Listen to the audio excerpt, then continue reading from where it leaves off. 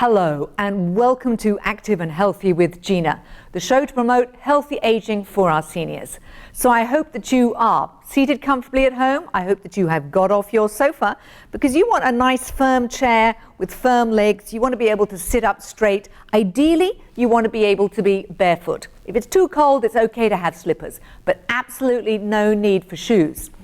And we're going to do some exercises today. It's going to be only 10 minutes, so I want you to join me as soon as the music starts. We're going to start working on our joints this morning. So let's get going. So just get these feet, little gentle movements, and you always move within your body's motion, your body's range, whatever's comfortable for you. Maybe you've got a hip problem, knee problem, shoulder problem. So this is just to get these joints nice and eased up. So we're just moving these shoulders, same time as we do the legs, getting everything going together. All right, so up onto the toes, drop the heels, hands or the shoulders. We're just going out and back, out and back, out and back, out and back. Nothing too difficult. Anybody can do this. Maybe you've got a grandchild sitting beside you. They can do it too. Mom, Dad, Grandma, Grandpa, these exercises are easy enough for anybody. And in and out. A little quicker. Push. Just got to keep everything moving. All right, we're just going to roll the hands in a circle. And just the slower, drop with the heels. And a big circle. So we're doing more movement with the shoulders. And down 4 forward, let's take 4 back. And back the other way.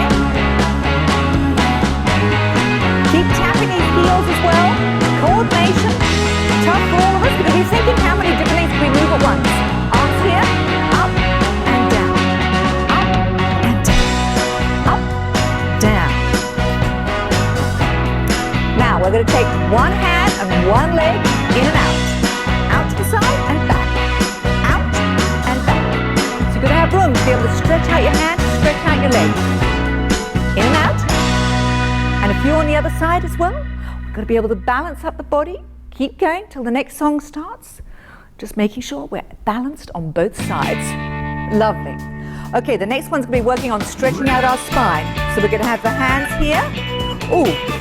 I think we're going to work on our legs first. Sounds a little bit slow for the spine, so I'm going to make us work these hips, knees, and feet with a little kick out in front of us. So kick, kick, kick, and point to the opposite toe.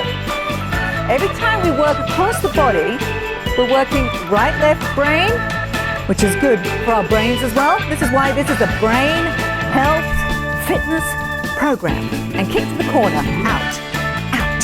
Kick, kick, kick, kick, kick, and kick it, kick it, kick it, kick it, kick it.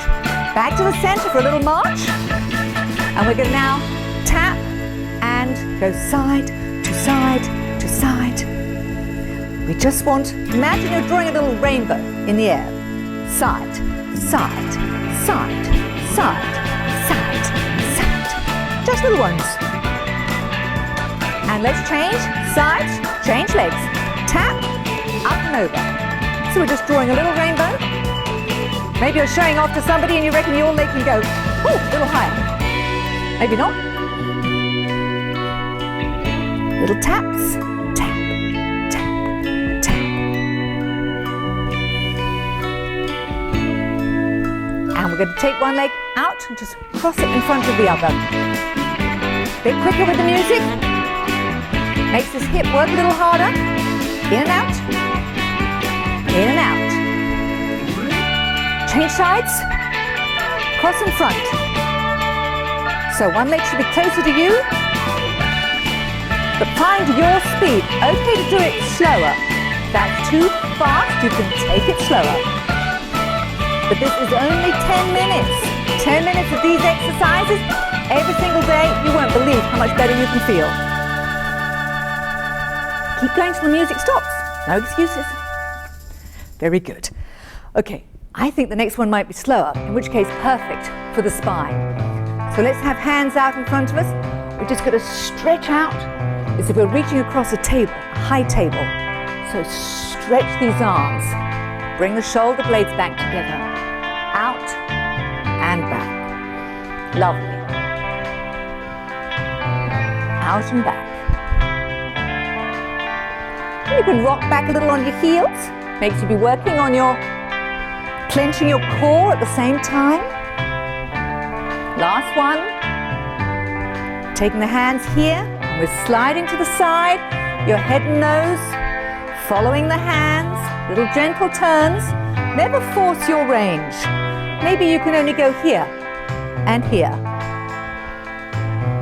That's okay too. But if you can do a bigger stretch and go round and round and round and round, also good.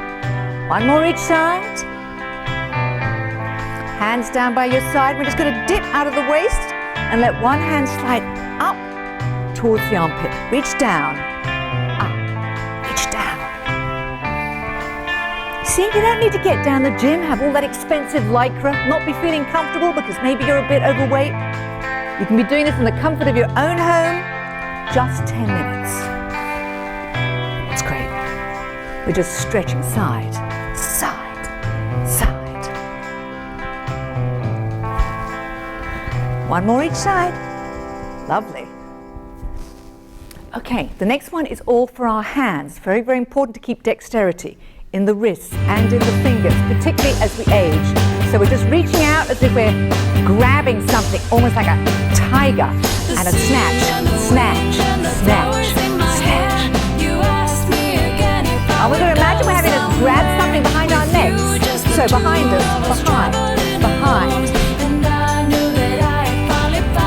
Different angles than what we're used to doing. And both hands to one side. All to one side. And then the other side. Got to balance the body. One side's often easier than the other.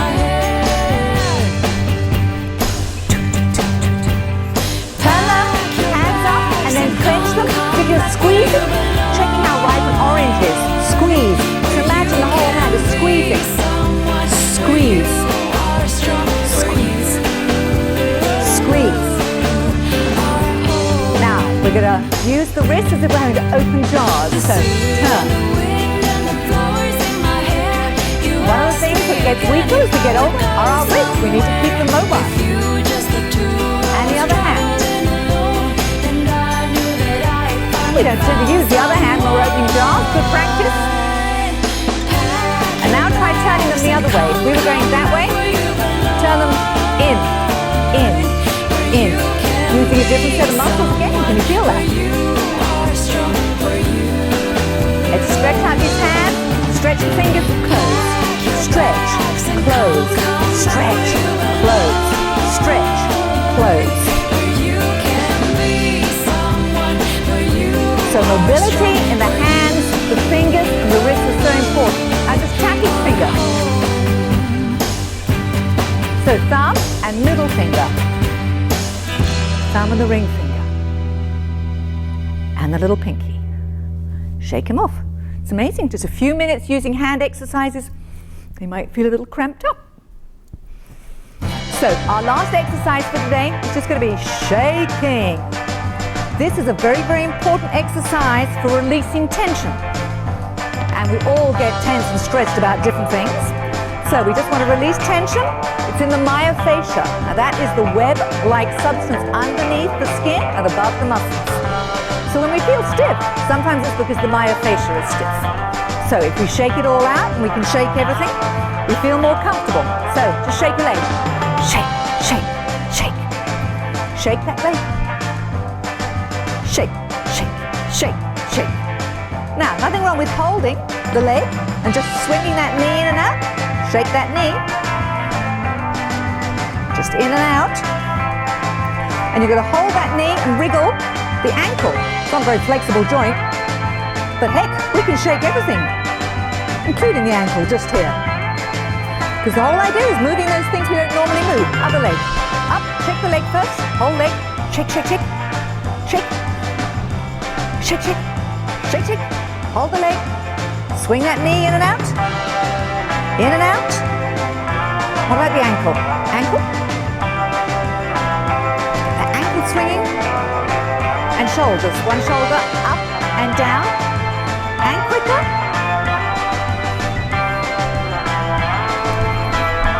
This is a great one just to get out of bed and be like a little puppy. Just shake, shake, shake, shake, shake, shake yourself all over. That's how easy 10 minutes of Active and Healthy with Gina is. It's our session of Ageless Grace for the day. I hope that you enjoyed it. I want you to go, take a little break, grab some water, and we will be right back with you after the break.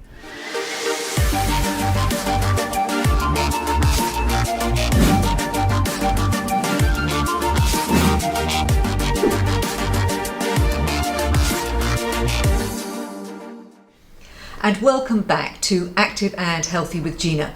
I hope you enjoyed your exercises today. You've got that body moving, which helps get the brain moving at the same time. I hope that you're ready now to enjoy the second half of the show. And I'm delighted today to cover a very, very important subject. A meaty subject, a subject that many people don't feel comfortable about, because we're going to be talking about dementia. And I have a very special guest with me. She is a life coach, she's an educator. So I'd like to welcome Alice Ashwell to the show today. Thank you, Gina. Lovely to have you with us. Pleasure to be here. I think for myself and for many people, we hear the word dementia and Alzheimer's and we have an immediate sense of panic. I know that the press, certainly in the US, and I'm not sure how it would be here in South Africa, states that cognitive decline is now the biggest fear for most people as they age. And most of us don't understand what the difference is between dementia and Alzheimer's. We hear these two terms. So can you just first give us a little bit of understanding about that, and then I want to hear some more about you. Lovely. In fact, that's a question I always get asked when I do talks on the subject. If you think about an umbrella, then dementia would be that umbrella. Okay. And under that umbrella would be a number of causes of dementia. Firstly, what is dementia? It's essentially a loss of our brain function that's often associated with age, but not always. It can be due to other causes. And it will be things like our memory that goes, our ability to do things, and eventually, in the later stages of dementia, also things like our ability to be continent. Incontinence will come in, our ability to eat food on our own, to swallow. All of those things we take for granted start to decline because our brain is actually sick, essentially. Right. So dementia is that overall term. Alzheimer's disease is one particular form of dementia. In fact, it's the most widespread.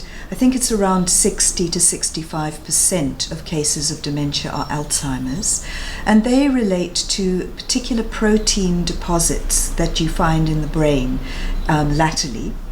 Then there are others. For example, there's dementia with Lewy bodies, which is often associated with hallucinations. People say they're seeing things that those around them can't see. Okay. Then there is vascular dementia. So that's when, if you think about the problems that affect our blood vessels and associated issues like strokes or heart disease, Yes. when the brain's blood vessels get constricted due to arteriosclerosis, that can also start eroding brain capability. So my mum, for example, who lived with dementia for about 15 years that we know of, had a mixture. She started off with vascular dementia. She had many, many strokes. But in addition, towards the end, we realized she also had Alzheimer's disease. And then something that many of us don't think about is other things that affect our general health and also our circulatory health. Like, for example, alcoholism or drug abuse, or even blows to the head. They can also be associated with mental decline. So I believe there are over 100 different causes of dementia, but those are some of the more So it's not just one thing ones. that covers it all. Yeah, so it's a loss of mental capability. But I think it's great, Alice, for us to have an understanding of who you are. I know you touched on your mum, and that's basically how your journey started. And I was very lucky to be able to attend one of your presentations and talks, because you do a lot of talks and helping educate people about dementia and the journey of what it is to live with somebody. Yes. And it was inspiring, and I think it gave me reassurance as somebody who hasn't had to live with anybody who has had dementia, that if I had to travel that journey, it needn't be the terror and the fear that I think a lot of us have from the expectations when we hear the word dementia or Alzheimer's. And I think for the purpose of the show, as you say, let's stick with that umbrella term of dementia. Yes, yes. And that you had to go through it on a very personal level. So before your mum was diagnosed, what was your own sense and feeling about dementia and Alzheimer's? I never thought about it. Okay. And in fact, for quite a long time, even when we found out about Mum's dementia, I didn't want to know about it. You know, I think many of us do that when bad news comes to us. Denial we is... deny it, yeah. We think if I ignore this long enough, it will go away. Well, it doesn't. So that wasn't a very clever strategy. How long was that period for you, that denial I would say probably about 5 years. Okay, so quite a while. Maybe not the denial so much as the specifically not wanting to know about this, wanting to keep it at arm's length. So admitting it was happening, but actually feeling I don't want to go there. So a big no. Was there any sense of embarrassment and not wanting to talk about it because it was something in your life that you didn't want to face at all, or what were the aspects for you of that was ignoring it? Part of it. You know, I think dementia has an enormous stigma attached to it in society, as many mental conditions do.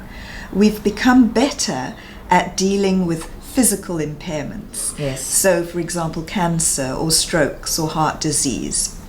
Those things are not quite as stigmatized as, you know, cancer used to be maybe 30 years ago. But dementia and other mental conditions still carry a large stigma. So, yes, I suppose that was part of it.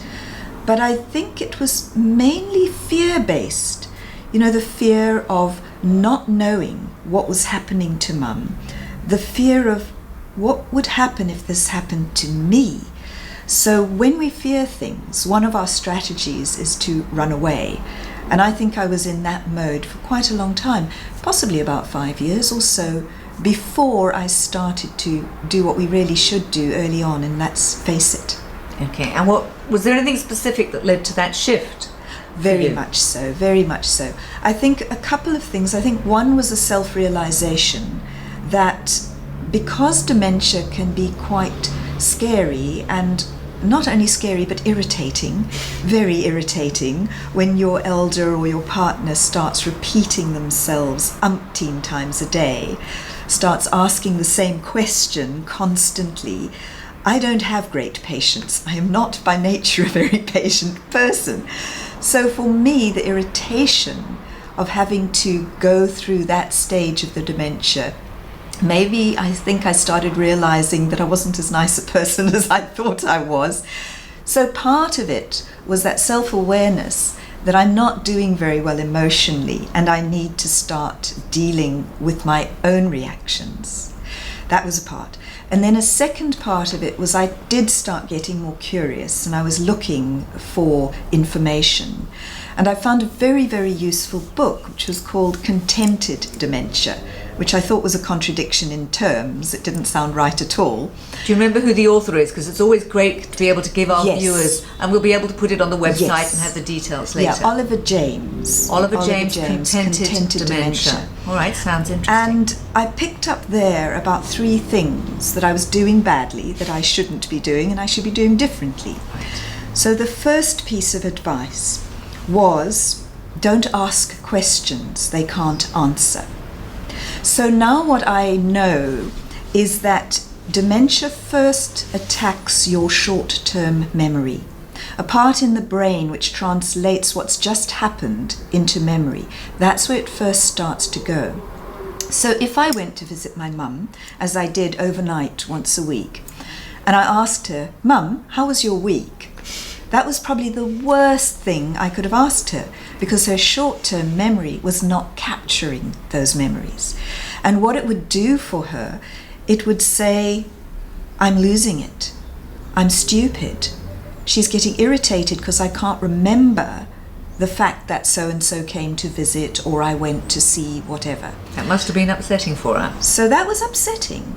And, you know, if I'm asked a question I can't answer, the emotions that go through me are things like embarrassment, shame, feeling stupid. That's how she was feeling every time I asked her a question she couldn't answer. So that was number one. Number two was stop trying to correct her.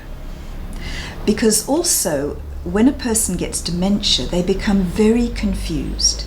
They lose things like an understanding of time. So they might start talking about things 50 years ago as if they'd happened that morning. Something my mum used to speak about in her late stage dementia, when she still could speak, because she lost that too. She used to talk about climbing the copper beech tree at the bottom of the garden. Now, I know that that tree was in the bottom of the garden that she lived in between the ages of 7 and 17 in England. And yes, when she was probably 10 years old, she would have climbed that tree. But when she was 86, she wasn't climbing any trees. So if I went in and she told me a story from her long-term memory, and I said, oh, Mum, for goodness sake, how could you possibly have been climbing a tree? You're 86. She would have been so deflated. You know, there she was enjoying something so thoroughly, a memory from childhood, and there was I saying, no, you couldn't have been doing that. So I learnt instead, when there was that confusion about time or place or person, instead of saying no, Mum, to say, oh, Mum, how wonderful, how did that feel? Such a shift, but so important. So important, because suddenly you can get into the positive emotions, the enjoyment, the happy memories. And what does it cost us? Why does everything have to be true? Because when we were children, some of the things that we enjoyed most were fantasy stories. Yes. Why is that no longer possible when we become adults or elders? And then the third thing that I learnt was to focus on what she loves and can do rather than on what she can no longer do. Because that tends to be the biggest thing for us. We notice what the person is unable to do that they used to be able to do. So, for example, making a cup of tea. We can do that without thinking. Yes. But if you think of the sequence of actions, finding the milk in the fridge and putting it back in the fridge instead of in the oven, for example. Yes. We do that without thinking, but a person with dementia can't remember the milk lives in the fridge. They'll put it anywhere. Well, they've put it away, they've tidied the kitchen, but you might find it in the cupboard and you might find the dirty cup in the fridge. Right. So instead of focusing on those things, focus on what they love to do and what they can do. And one of those was music.